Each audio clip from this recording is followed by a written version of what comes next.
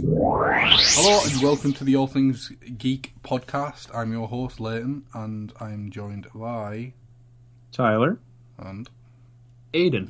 So today is episode 13 and we've got a bit of news and then we're going to review episode 5 of Moon Knight and also give our figure of the month since it's this episode will be going out on the 28th of April. So our first bit of news, something that I'm sure we were all hoping would happen, knew it was going to happen, it was just a matter of when it was going to get announced, that the Batman is getting a sequel, and yeah, that's all we know. Matt Reeves has come back and Patterson in the role, so very exciting. Very excited. Yeah. Any ideas on who the villain might be? Mr. Freeze. I hope it's Mr. Freeze, but that seems to be what Matt Reeves has been suggesting. Towards. I would love that so much. He's my favorite Batman villain, and I think it's a nice progression to redeem Batman villains that were done in the dirty. The Joel Schumacher movies. So, the Snyder Cult that are lurking out there, because they are there, were constantly belittling people who love this film because they were like, "Where'd your sequel? This, that, and the other," and going like, "Oh, you're not getting to 1 billion," even though none of their films that they support made 1 billion. Doesn't make sense, I know. Well, now you can stop saying that because, unlike your Batman, we're getting a sequel, and we've already had a solo film. So, big on that. Yeah, I just got to put that in there because they are very annoying. Very toxic. Yeah. Just be grateful that you got your Justice League and stop fantasizing that you're going to get part 2 and part 3. It's never going to happen. Yeah, I mean, if it happens, fair enough, but Zack Snyder's done with the property. Ben Affleck he started filming a new movie. They're and Discovery's taking over, and DC in its movies is going through a whole restructuring, so it's not going to happen, period. So, in a way, I'm grateful for the Flash movie, for what it's going to do, because it's going to apparently cancel out that universe, so yay. So, moving on, that was just a little tangent going off from some great news. Venom 3 has been green-lit and will be going into pre-production soon. What are they going to do in that movie? I'm assuming Toxin. Yeah, Toxin's probably going to be the villain. It's stupid. Should have. I don't know. I thought Venom 2 was okay. It's not great. It's not good. It's just very. It's stupid fun, I guess. Yeah, it's dumb fun. It's kind of I rewatched it recently, and I nearly wanted to shoot myself. So Honestly, I hope they just go straight to null and get it over with. Yeah.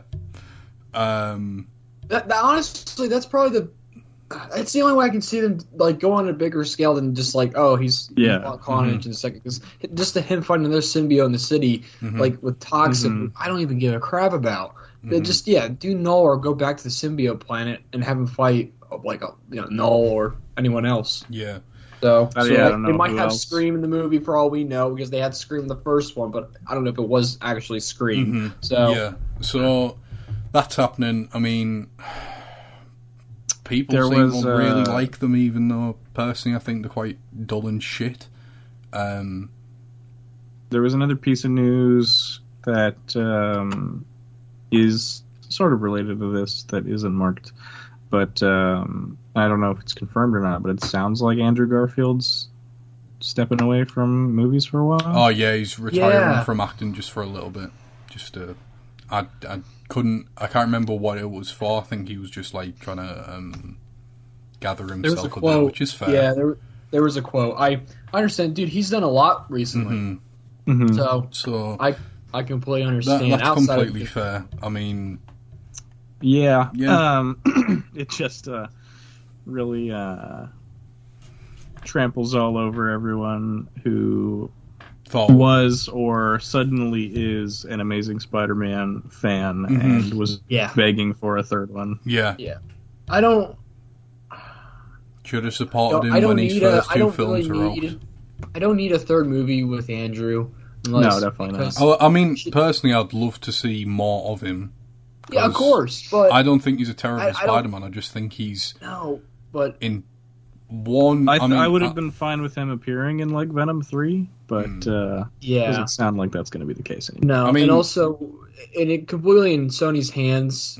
They've already proven that they're not capable of holding most things. We'll get there. Spider-Verse being the best thing that they've done on their own. Yeah, you know.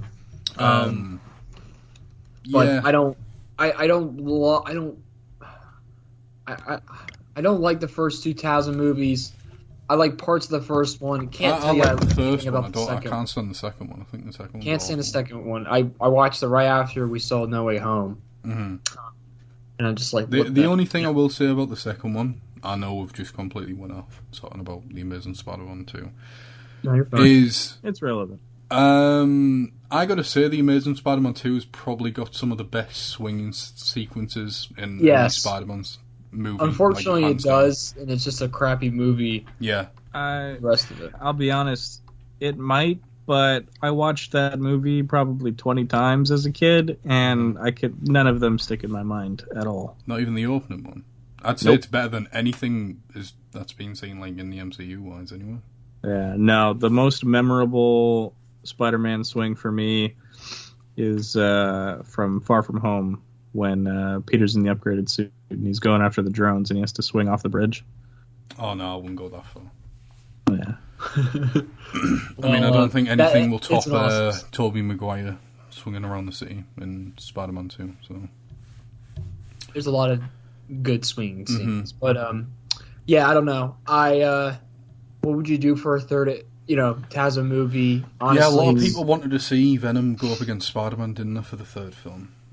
Yeah, and I think that would have been the best approach, especially exploring more of Andrew's Peter, dealing with the loss of Gwen. Yeah. But you see that through No Way Home. I feel like that just completed the character in such a way, or just kind of like ended it off on a nice note. Yeah. And I feel like if Sony decides to go and pursue that on their own, it's not going to be handled very well, and it's just going to go back to square one where they were with TASM 2.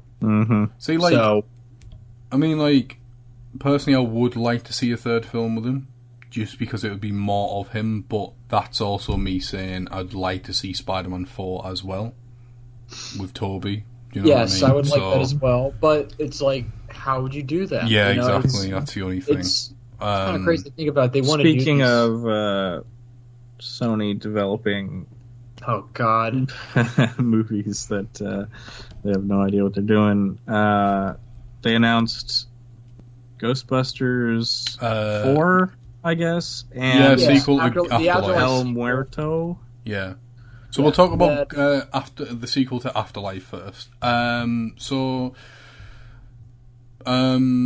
Yeah, I mean, that's fair enough. I mean... Yeah, no, if it's going... I think they're kind of setting it up to be with the originals from what happens in the post-credit scenes of the... I don't want to say the first movie, because it's not like the first movie, is it? In Afterlife. So... Well, it's a kind of ending note. It's between the end of what the first two Ghostbusters movies had and then the beginning of a new one. So it's kind of like in between. So this is the sequel to Ghostbusters Afterlife. That's all I would put it could be Ghostbusters with the new 4 cast or whatever, Yeah. No, I'm looking forward to this movie. Unfortunately, I was a bit let down when I first saw Afterlife for whatever reason over me, but it's grown on me immensely since then. I enjoyed it a fair bit, but it does. Yeah. It kind of falls into one of those traps where it's too afraid to do something different, so it has to rely on doing stuff from the original. Yeah, I don't know. Those trailers had such a different tone to me that I feel like they could have achieved and didn't fully embrace. But I don't hold Yeah. that against the movie because it does a lot of other things that I love. It's just a celebration of Ghostbusters, and I'm glad they made the movie when they did and how they made it. Like, the tribute to Harold Ramis is just amazing. But I wish they went a little bit further. But maybe they'll do that with the Afterlife sequel. That's what I'm hoping for. So we'll have to see. But yeah, that's cool. Then we got some terrible news with the freaking... Let's talk about this. This Spider-Man villain that they're making a movie about has only appeared in 2 issues of comic books, just for a frame of reference. Terrible, so they are literally working from absolutely nothing. So I don't know what I mean. It's like, you're kind of almost scraping the barrel with Morbius because there's not like any famous storyline with you working with Morbius, or like Morbius we thought was bad, but Sony's like, here, mate. Here's one. Yeah, let's get you something worse. You couldn't do a movie about, I don't know, I mean, you could have done Mysterio or any other villain. I wanted the Wall. Yeah, I would absolutely take a movie about the Wall. Or the Frogman film. Where's the Frogman film? Stiltman, anything. Yeah, come on. I'm beyond disappointed. Where's my... I don't understand Sony's obsession with Z-list fucking Spider-Man villains, apart from Venom, obviously, but, like, do they not know that they can do stuff with Spider-Man and not just the villains? Like, I think someone needs to tell them. I don't know what they're trying to achieve by doing these villain movies. I really don't. There's gonna be 4 of, like, based on characters now, because we have Craven that's currently filming. Looks so goofy. Yeah. Looks so goofy. Not looking forward to that at all. And then this, which is like, I don't know. It's just baffling me. I don't know. Sony's just really on one run off the deep end. Just focus on SpiderVerse, right? Yeah. Just bring your attention to that. Which brings us to our next sort of segment. We're all over the place. But the title for the 3rd movie is being revealed, which is going to be called Beyond the Spider-Verse. So, in the Spider-Verse, across the Spider-Verse, and now beyond. I mean... It's a nice progression of titles. Yeah, I like it. I'm curious to know what it means, though, because, like, are we... Beyond the Spider-Verse, does that mean that they could end up in live action or something? I was about to make a joke about that. Like some kind of, like, corny, like, cheesy, like, TV special. Yeah. But I don't know if it's gonna... I don't know. I'm very curious because the second film... These movies will be huge. Yeah, well, the second 240 characters. That's 240 characters. Yeah, that's and more then than... we're going to... I would say Infinity War and Endgame maybe had, you know? We're going to... I say that, but... 6 different universes. Like you say, 240 different characters, whereas the first movie only had 40, I think. And as of right now, it holds the record for the most amount of animators working on a movie. So it's very exciting. It's just a shame that it's delayed, but yeah, it is what it is. So yeah. That's that. Moving on, the Super Mario movie will now be delayed until 2023. Boo-hoo. I'm so disappointed. Yeah, I'm sure you two were definitely looking forward to the trailer for that. Yeah, man. I want to. Absolutely. I'm gonna go see it when it comes out just to laugh at it. So. Oh God. Did you hear about Jason Momoa, is it? That's going to play Steve in the live-action Minecraft movie. Yes. I can't wait for that. So, man, they're making some great movies. We got this upcoming Spider-Man villain one. We got the Minecraft movie and the freaking, yeah. I don't. It's just, I don't know. God. What's even going on? The Mario movie. I'm so disappointed. We gotta wait a while more, but honestly, if I'm being honest, I was more excited for that than the Spider-Verse sequel. Well, our Mario movie was in another castle. So CinemaCon is currently happening right now, and whilst Warner Brothers were there talking about the Batman and whatnot, they showed a teaser for Black Adam and The Flash. But I'm mainly going to talk about The Flash because we all know it's going to be a train wreck, and it's more interesting to talk about. But I don't think there was much talked about with the Black Adam stuff anywhere. Something about, like, he's not a hero, but not a bad guy. He's in the grey area between the two. And it's like, alright, fair enough. Cool. But the Flash stuff is a bit... So Keaton's Batman shows up in this new trailer. Like, you fully get to see him in the suit, and he says the line from is it Batman, what year did it come out? Is it 86? 89. 89. Sorry. He says, you want to get nuts, let's get nuts. Alright, I guess. I'd love to see how nuts old man Michael Keaton Batman's gonna get nuts. in his suit that he can't even turn his head in. He wasn't even wearing his suit when he said that line, by the way. I know, yeah, it was he was actually playing Bruce Wayne to fucking put it up like the Joker in that scene, so it doesn't really make sense for him. Yeah, I guess. No, it's just this whole movie is going to be a mess and a whole lot of nostalgia baiting. And then we have the actor who played Zod from Man of Steel, more or less confirmed to be the main villain of the movie. So it's a Flash movie where Michael Keaton's Batman is the main character, and we've got a Superman villain. Well, if the leaks are accurate, which is Zod being in it, hints that they might be, then he's not actually the main villain. He'll be in like 2 scenes.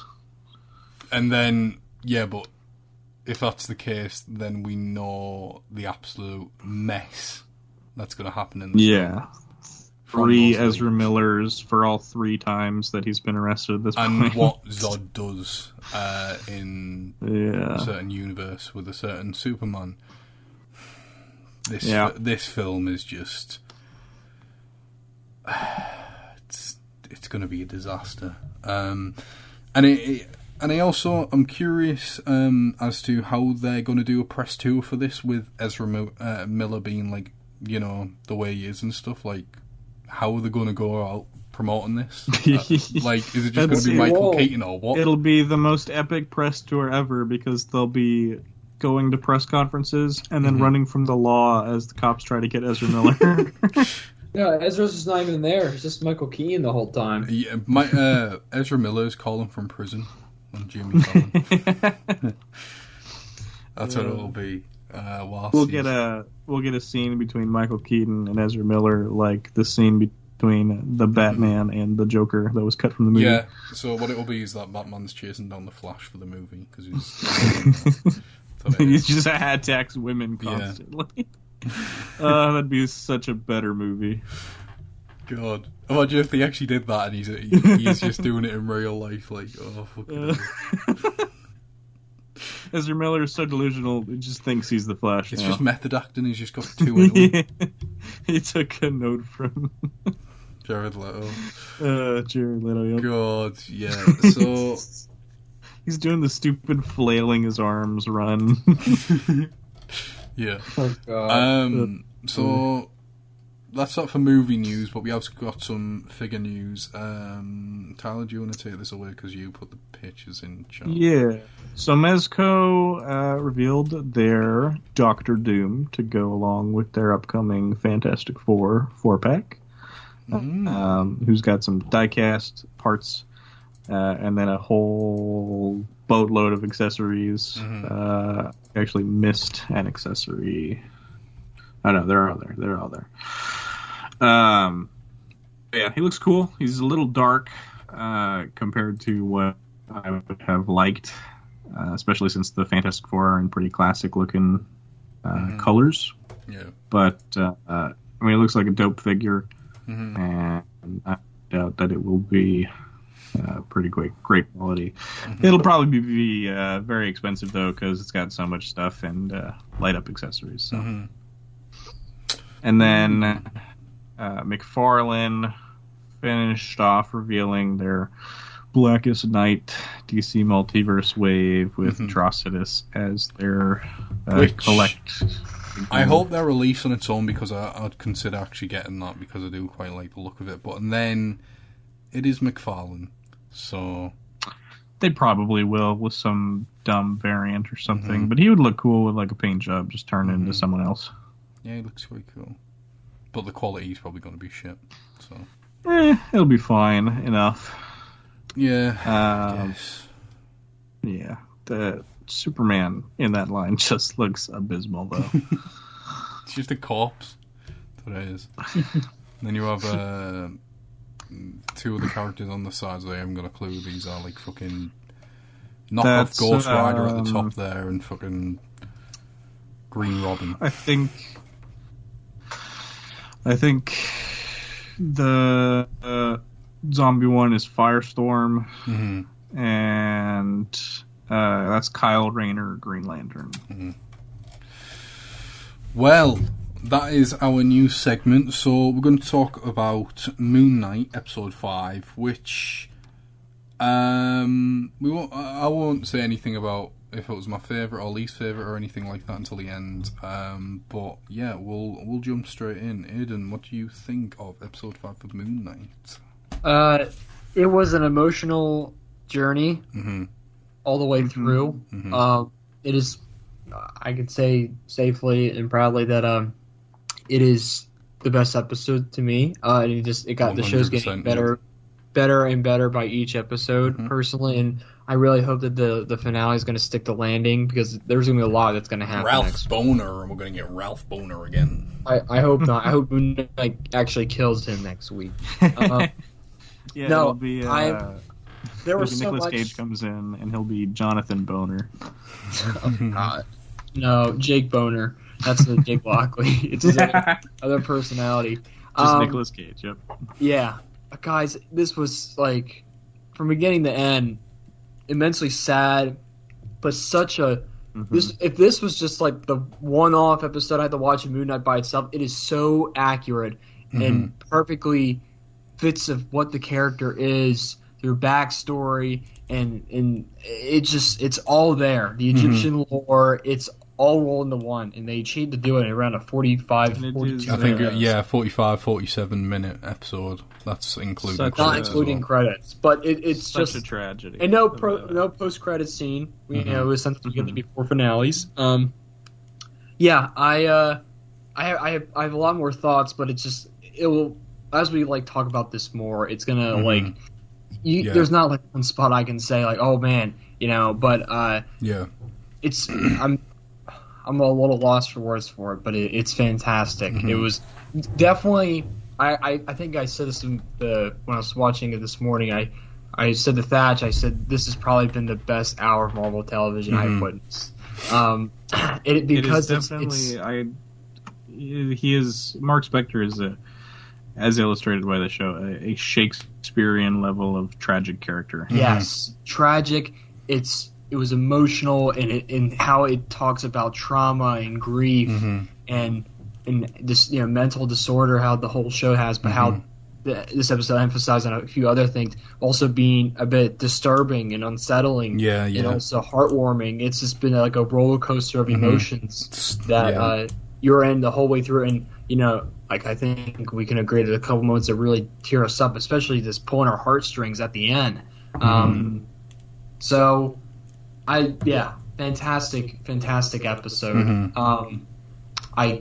This show's been amazing. I don't know what the direction they're going to go in after this season, because they have covered a lot. But also, I want to mention, we don't see Jake Lockley in this episode, but if they're going to do a season 2 or any kind of continuation with the character, I don't think we're going to see. We're probably going to have Jake like tease fully at the end, maybe. Yeah, possibly. For season 2. This season's trying to wrap up with. I like how this season's just been focusing on Steven and Mark's relationship and as they figure each other out, and how Steven's in this episode is going through Mark's memories and unfolding of what has happened, and eventually lead to how he came to be. Learning his place. See, the thing with the Jake thing is that I messaged you and I was like, I'm convinced we have just seen him at the start of the episode. Like, so I was watching that scene very like closely again. Yeah. There are parts that make it very convincing, like yeah, that could be him. Yeah. But also, I'm kind of like, I'm not sure. You know? Yeah, it's not flat out like explained, and I mean like he still gets called Mark and stuff, but like he's just how violent he becomes. Like the voice he's got, like obviously with Steven, it's very like distinctive. You know when Steven's in control. You know what Mark sounds like, but at the start of the episode, like, it didn't sound like either of them. Like, there was just something off about it, and then, like, immediately he picks something up to stab, oh god, what's his name? Is Arthur, is it? Yeah? Correct me if I'm wrong. I'm not convinced he was going to stab anyone but himself in that scene. He was going to stab himself. Oh, right, okay. That's what he was trying to do. Oh, right, okay. Yeah. I was just curious because, like, I was like, all right, and it's just that he picked up that, like, triangle glass thing, and I was just like, he was just very violent in that scene. I was like, it just, it came on like that. Yeah, I mean, I was more convinced by the tone of his voice and how he was talking. That's what I mean, like. But not so much of, like, him trying to... But I also kind of like to think of the idea that Hera was talking to each of the personas. Yeah, that's what. Yeah, I like that. He was meeting with each of them. If it was, Mm-hmm. And I mean, the whole broken nose thing, isn't that like, like from a comic or something with Jake? I know it's a very small, very minute thing. But I don't know. I like. I would like it to be him and just not flat out say it. Of course. Do you know what I mean? Yeah, I just don't think it. At this point, I don't think it is him. Yeah. It'd be weird to like say like, oh yeah, he was in this scene, and they don't make an allusion to it at all. Right? It's just weird how he talks in that scene. It's like, well, he is pretty drugged up, so I know, but like, no. If anything, I think that. That scene illustrates the sort of desperate situations that Mark has been in to create Jake. Yeah. Yes. And that's gonna be something really cool to explore. Of like, I here's what I thought of Jake because of that understanding what Steven came out of hiding away from emotion, a lot of other like things that are really tough things to handle or just emotionally. Jake's going to be that anger side of him, the rage. Yeah. That's going to be really interesting to explore. Well, that's what they've kind of set it up as, haven't they? Like when Mark takes control and like all the bodies are being stabbed up and both him and Steven, like who was that? Yeah. And then like when they're in the asylum and Steven gets out, and then they look at the third one, it's covered like in a red sort of bloody look.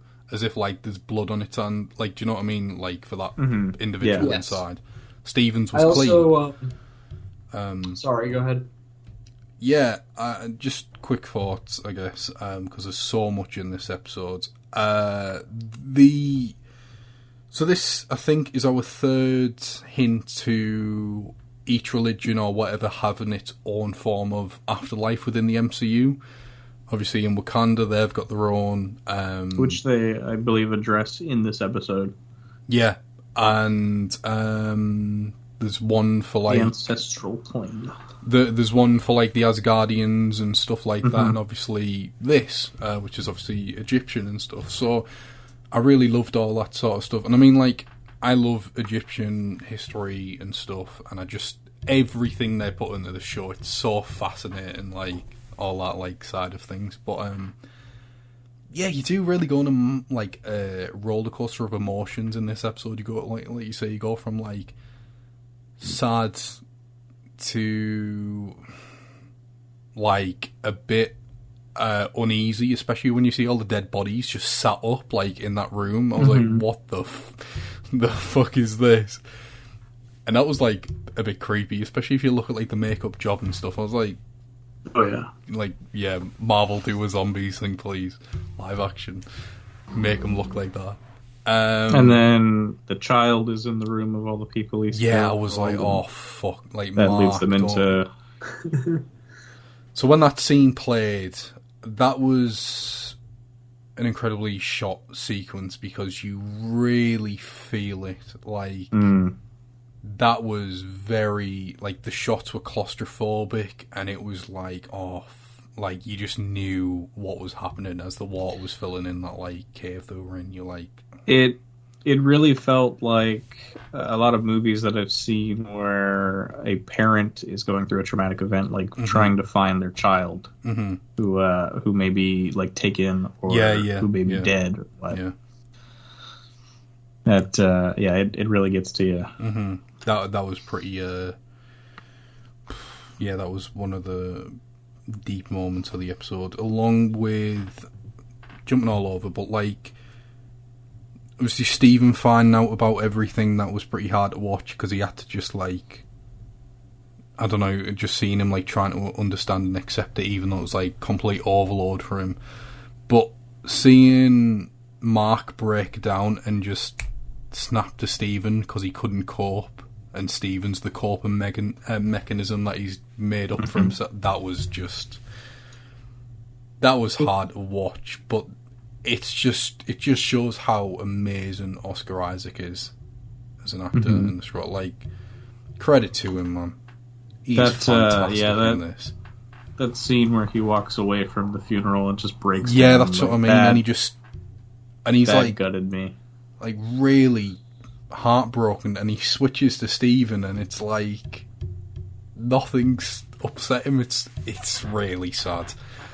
Like Aidan was saying, he's a very he's a very tragic character, and you get to see that fully in this episode. Like, obviously he got abused, and he's abused by his mother. He had to, find his own way, trauma. And then he's just to be used by Khonshu, and have no choice but to accept that.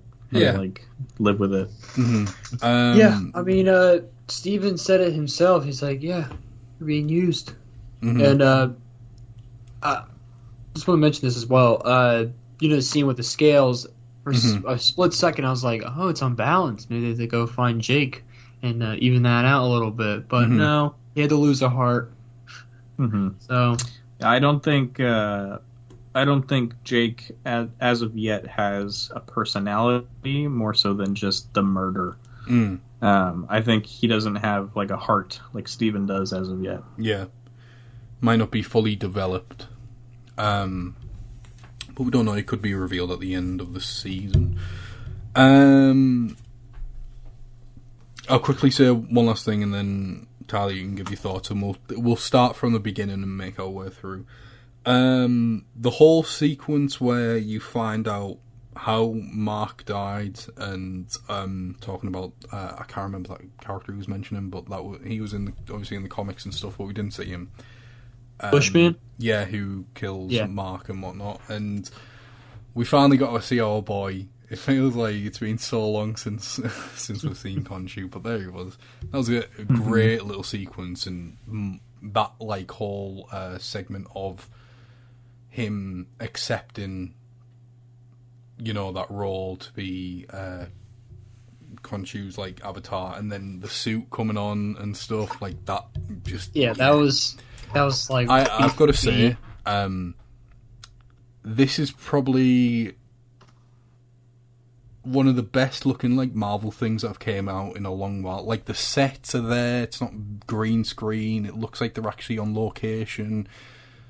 Do you know what I mean? Like, or they built a set and everything looks convincing. Do you know what I mean? Like, yeah, I could watch No Way Home and go, yeah, that's a green screen or whatever. Do you know what I mean? Or that's in post. Whereas this, and it looks like actual sets because that's what they did. Obviously, they built like all these massive, great sets, and it's just, I love that. I'm so glad they did that because over time, it won't look as aged or whatever, because it's obviously physically there and stuff. But yeah, Tyler, what did you think of the episode? And then we'll start from the beginning and make our way through.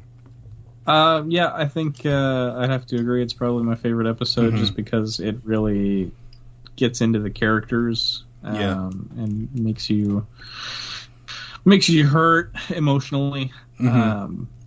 It's just so fantastic, and I cannot wait to see next episode and see where Mark Spector goes from here.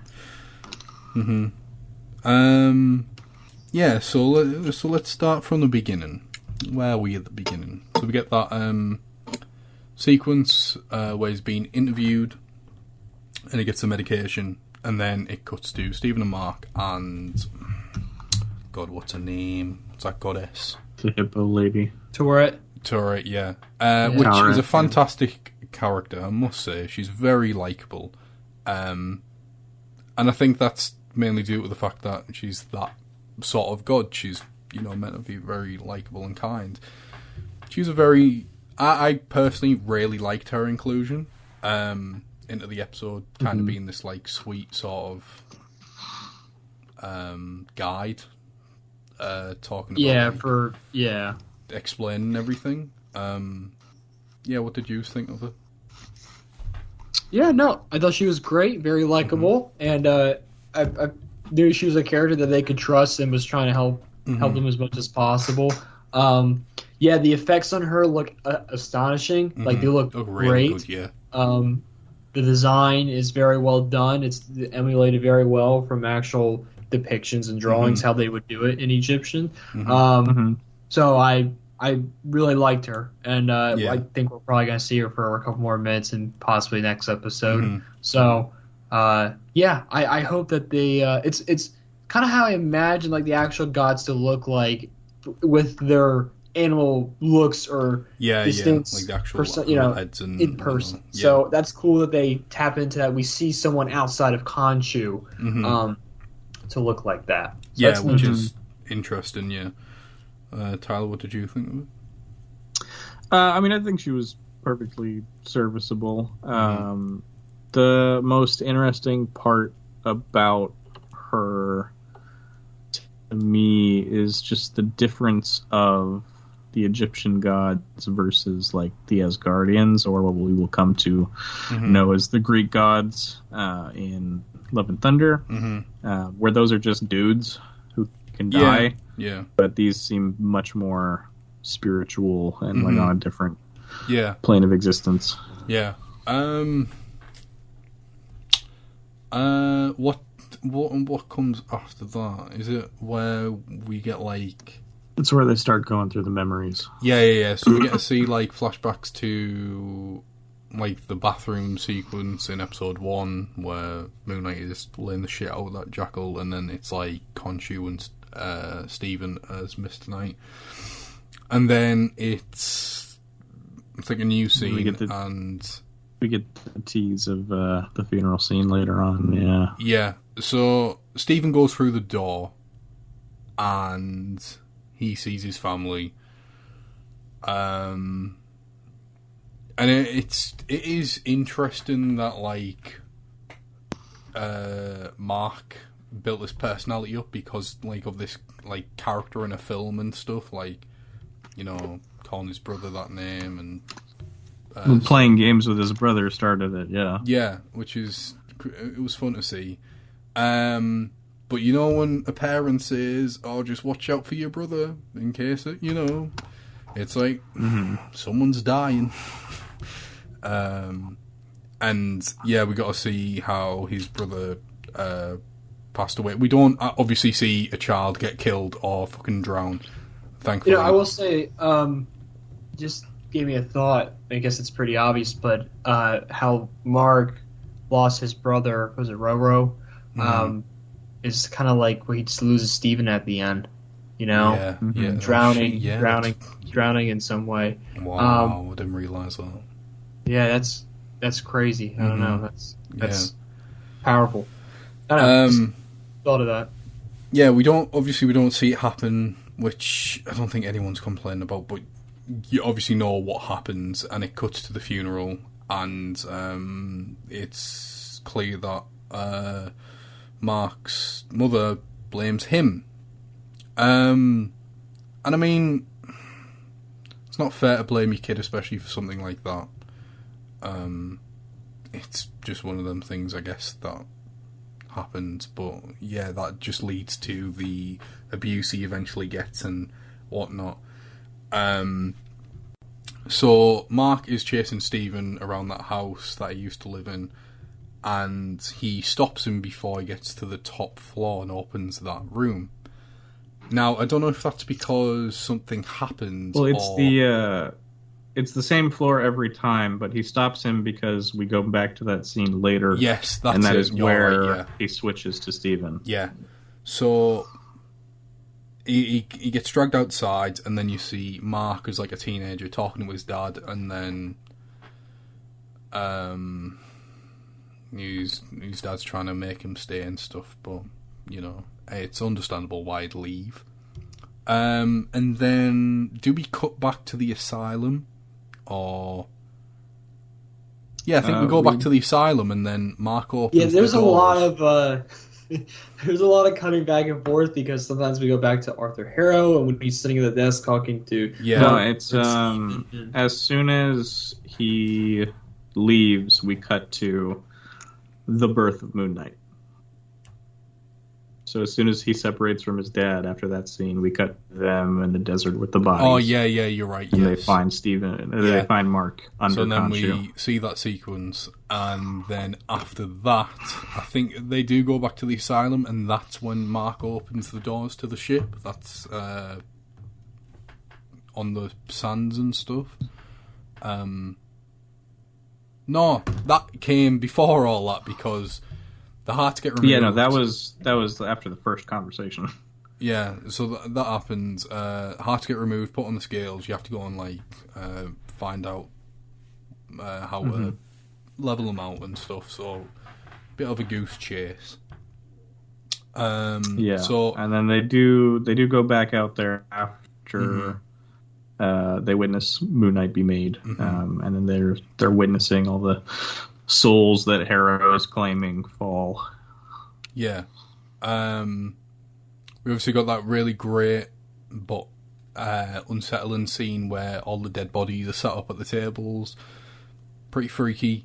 And that was just like all the people that Mark had killed and stuff, and obviously he explains to Stephen that they were all like murderers and whatnot anyway.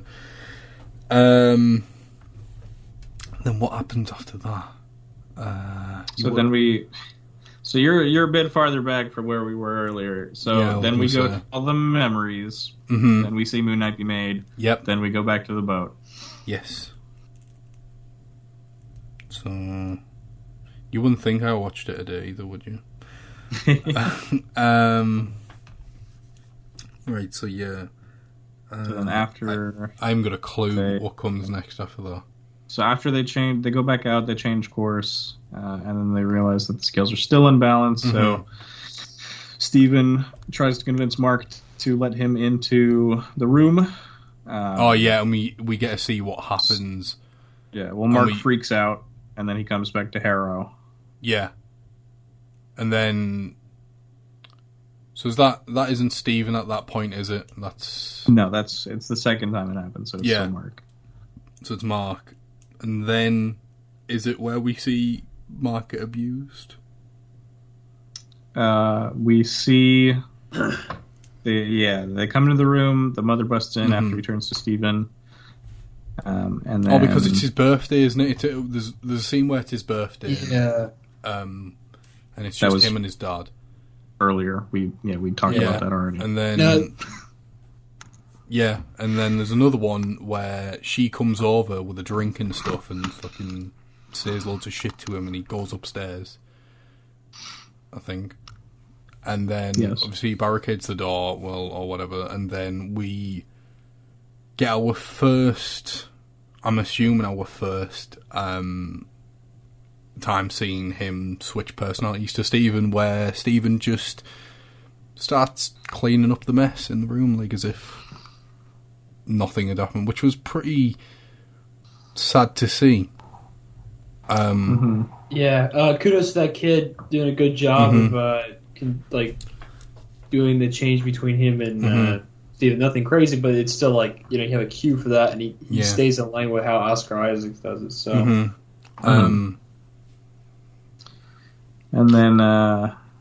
then Stephen freaks out because he does not believe that his mother was abusive, and Mark breaks it down for him and reveals that his mother's dead, and then Steven wakes up to find Harrow and splashes him in the face. Yeah. Which was pretty funny, to be fair. Steven refuses to believe that his mother's dead. Until you get in, like, the whole fallen situation, and Harrow calls her. Yeah, and he accepts it then.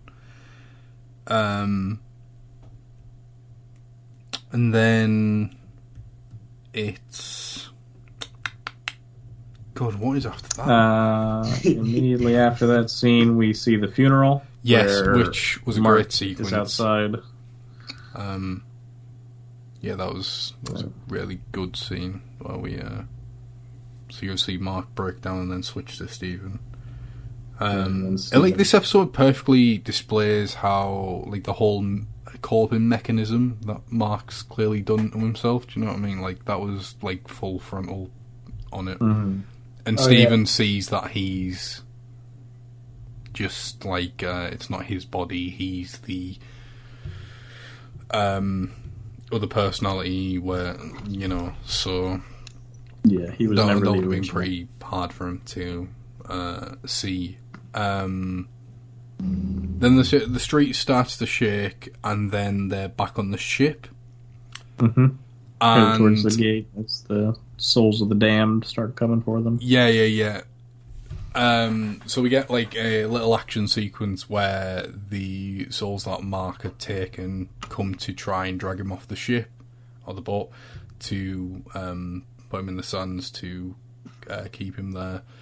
But we get a scene where there's, like, loads of souls falling from the sky, like, unjustly done beforehand. And obviously that gets played out. Action scene takes place, and then we lose Steven. Which was pretty sad to see, because he's great, and I don't think it'll be permanent. Yeah, I don't think I mean, Aiden, is there anything, like, in the comics that you know of that where, like, anything like that happens and it's, like, permanent, or?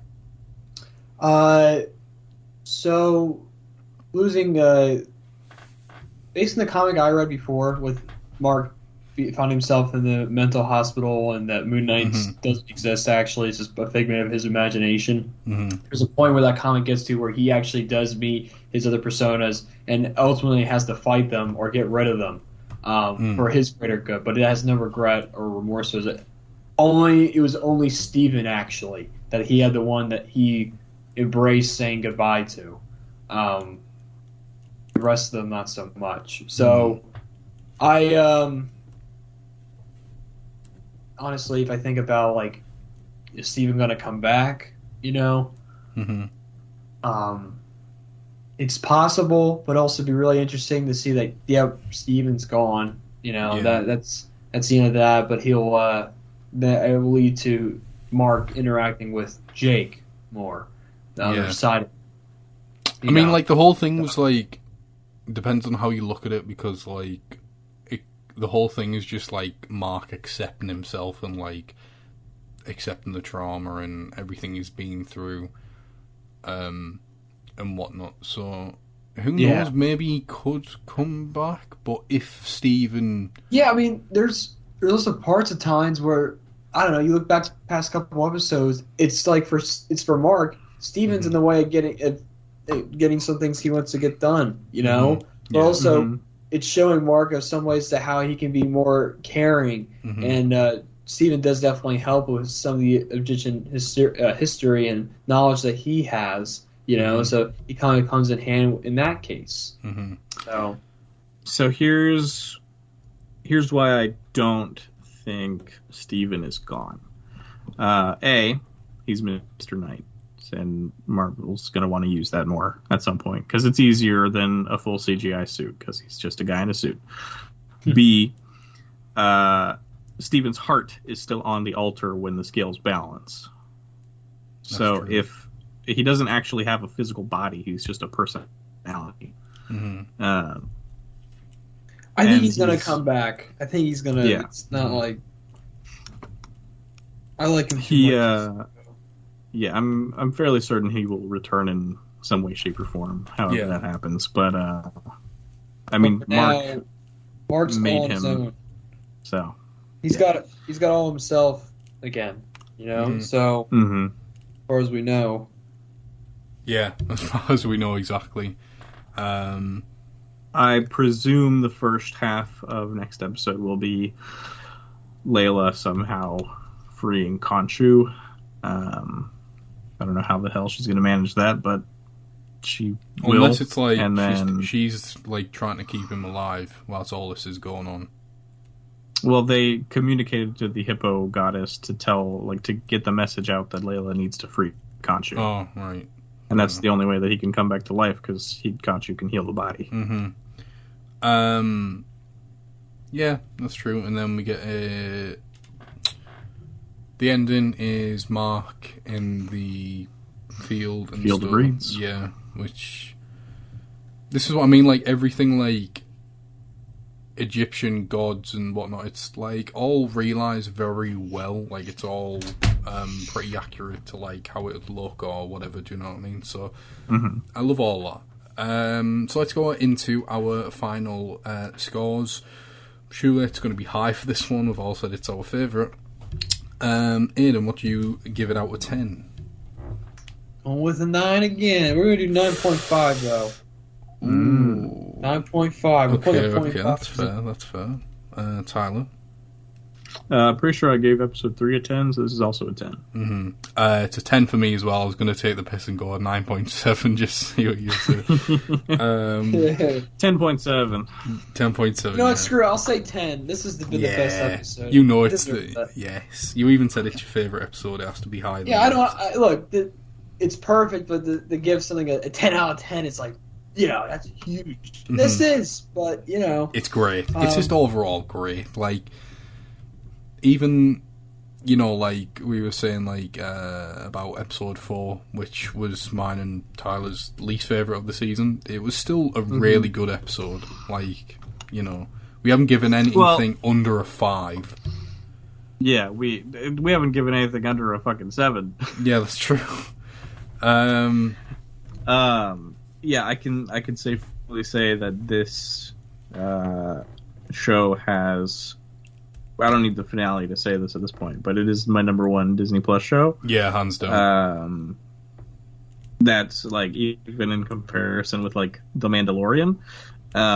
Ooh, but yeah, so that I don't know about that. Yeah, it's definitely bumped down my other 2 favorite Marvel Disney Plus shows, Falcon and the Winter Soldier now at number 2, and WandaVision at number 3. Yeah. Yeah, next week we will do a ranking with the final as well. So obviously the whole season's out. And we'll give our own listings, but and then we'll do it, especially if there's 3 of us, we'll like do agree to disagree and like do our collective ranking. Yeah, try to have a discussion and like compile a ranking that we can all agree on. Fighting at some points. So yeah, that'll be next week. So that's our review for episode 5. But moving on, anyone got any new buys? I'm sure someone does. Yeah, one of us do. Well, I have 2, to be fair. Oh, that's true. Rangus, how about you start? Right, so, yeah. So yesterday I got the new Death Watch Mandalorian. I'm pretty up to date with all the Mandalorians. The only 2 that I haven't got are from the Clone Wars. I mean, I couldn't get them anywhere. Those were ridiculously hard to get, but every Mandalorian that's appeared in the Mandalorian I've got now, so I'm very, very happy I've got this figure. Absolutely love it. I did get a Stormtrooper with it, but I returned that because the paint wasn't... Do you have Cosca Reeves? Yeah. Oh, okay. Yeah, I've got her bow,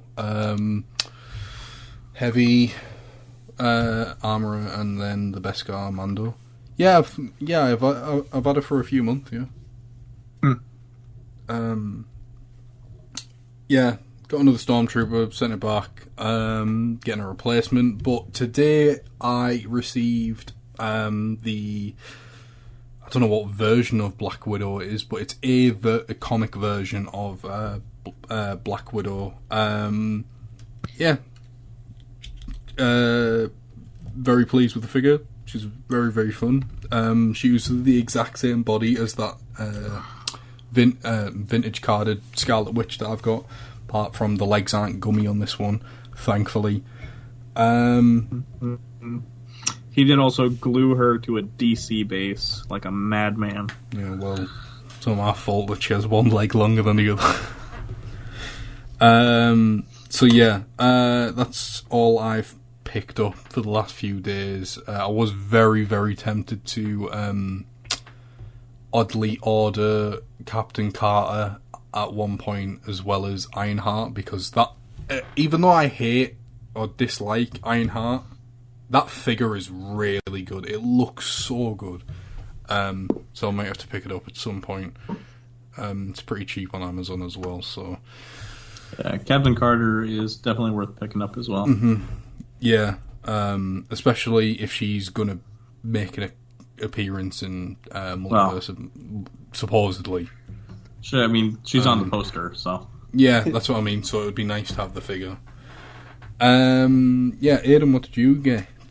So, on Monday, I got the Halo Spartan Collection Spartan Yuri figure, which might be my new favorite Spartan Collection figure. Mm-hmm. He's just fantastic. It's a cool samurai skin using the games, and it just looks amazing in figure form. I also got the DC Multiverse Clayface. Well, I said this the other day, didn't I? What the frick? I'm repeating myself. Yeah. You got Captain America, and you talked about him on that stream. I did. All right. I just realized we recorded together. Sorry, scratch that. Rewind. All right, so today... Since then, I just got a new figure today. I made an order, I think yesterday night or the night before. I bought 2 new Marvel Legends from the Thor Love and Thunder wave. Today, I just got the Peter Quill Star-Lord figure, and it is fantastic. I haven't had a Star-Lord figure before. I love the character immensely in the Guardians movies and most Marvel movies, so... except when he freaking screwed everyone over in Infinity War. This figure is fantastic. I think it's probably the best Star-Lord figure they made, if I'm being honest. I don't know, as far as I know. It's great. It looks great. Articulation, all, it's pretty straightforward. Only wish that he came with this helmet, but we'll probably get that with his Volume 3 figure. So, that's something I picked up, and I'll get my Ravager Thor. That's the other figure I ordered. I'll get him, I believe, tomorrow. Tyler, have you got anything? Nope. Well, that moves us on to our monthly segment, Figure of the Month. Tyler, do you want to go first, and then we'll make our way around? Sure. My Figure of the Month is McFarlane Toys Legend of Vox Machina Vex figure. I got her on the 1st of the month. And I did some modifications to make her a bit shorter, closer to 6-inch scale. But yeah, she's great. I love her, and I cannot wait to work on Percy and make him 6-inch scale, and then hopefully see some more figures announced from McFarlane soon enough, because I could not care less about their DC line. I know, yeah. Aidan, what about you? What is your Figure of the Month? So now I can go back and talk about the figures I bought on Monday, because one of them... was the Figure of the Month for me, which was the 20th anniversary Captain America figure, and it's amazing. It's perfect. I hope I don't have to buy another Cap again. Hopefully not. But he's great, so great. I just filmed a review for him, so I have to edit it. But there's so many options with him, and he looks incredible. I don't have him with the main collection right now. Endless. I know, yeah. Don't get away from the corner there, all right? I actually swapped the Steve Rogers head and put it onto the 80 Years Cap body, so that's what I just have on my shelves currently. Nice. It's kind of like a modern day Cap, so to speak. But that way I can use that head and not throw it in a bag with the other ones. So, yeah, that's my Figure of the Month. If I had to be a runner-up, I'm just gonna go for the kicks and say Star-Lord, man. Look at there. So. I thought you might have said something like Ahsoka or something, to be fair. Yes, that's true. I did get Ahsoka this month from The Mandalorian. Her appearance there, fantastic figure. Can't move much, but she has a presence. So I love that figure. Yeah. But yeah, I'll say her instead of Star-Lord. No offense to Star-Lord, but And if I had a runner-up, it'd probably be a Creature from the Black Lagoon. Ooh. Oh God, are we doing runners-up now?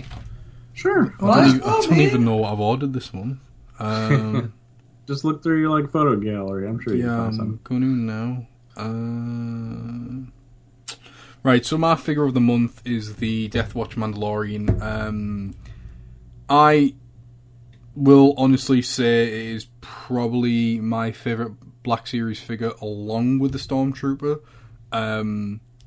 But that might also be recent biased or whatever. But I adore this thing. The proportions, from the helmet, is spot on and perfect. It's not really any faults. The torso is reused from the Return of the Jedi Boba Fett, but the arms and legs are completely new. It's just overall a really well done figure. Ain't really got any faults or issues. I guess I'm kind of one of those people where if a figure doesn't hold its gun properly, then I have an issue.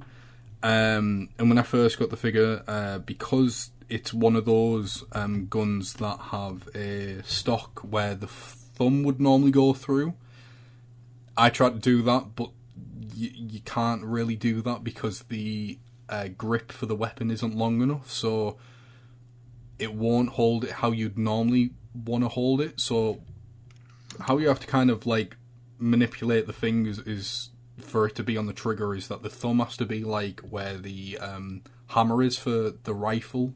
You know, how a gun would fire it as a hammer on the back where the bullet would go. So that was a bit frustrating, but apart from that, it's an excellent figure, and my runner-up, it's got to be the same as Aiden's pick for the month. It's Captain America. I was going to pick... I was thinking about Hulk, but Cap's definitely the better figure out of the two. Superior. Yeah. It's funny, too, because it's mostly just Cap's appearance, because he has the same mold as the 80 years, but God, man, it's that bright baby blue. Yeah, it is, Baby blue, and I mean, I don't have the 80th version, 80th anniversary version of that figure anyway, so I don't have that. Little extra paint and some updated head sculpt, so the go a long way. Something else I noticed about the head sculpt, it's much better with the when he has his actual mask on. The head on the old one used to sit up much higher where you can see part of the hinge on his neck. Now you don't see it at all. And much more natural. It's more natural. It looks better. Doesn't look like he has a long neck like I do, like a giraffe. It sits on his head and it looks good. And it's proportioned better, I think. So, and he's not cross-eyed. That's another thing I had with my other Cap. He's cross-eyed in both heads. So the photo reel is just it's a blessing because now the eyes are going to just be much more consistent overall. Yeah. So we also should mention as well that Avatar's sequel title has been revealed. The Way of Water. Water's Wet. That was the thing that we completely forgot about too. Yeah. So I look, I don't love Avatar. I've never really liked Avatar. I'm only intrigued and kind of fascinated by the impact that it's had and probably continue to have or will. So I just appreciate on a filmmaking standpoint. I don't care for the story, but I really... I mean, that's all it was, a technical marvel, the first movie anyway. Yeah, so. Yeah, it was literally just a tech demo of the movie. Yeah. Which if you rewatch it now, it looks pretty rough in certain areas. Dated. Yeah. I only mention this because Shazam, I think, is getting pushed back now to December 21st of this year. I don't know when it was meant to release. It must have been around the time where Avatar was going to drop, but yeah. Well, it was initially supposed to come out next year, and then it got moved up. So I guess it got moved up too far, and they pushed it back or something. Probably that then. So, yeah. That's it for this episode. Do you want to say anything before we head off? Moon Knight, not in Fortnite, but he's come around late at night, so...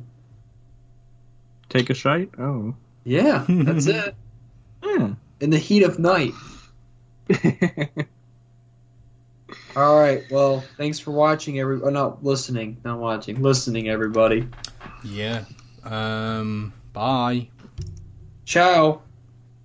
Moon Knight, more like poo shite. Ooh, you should have said that.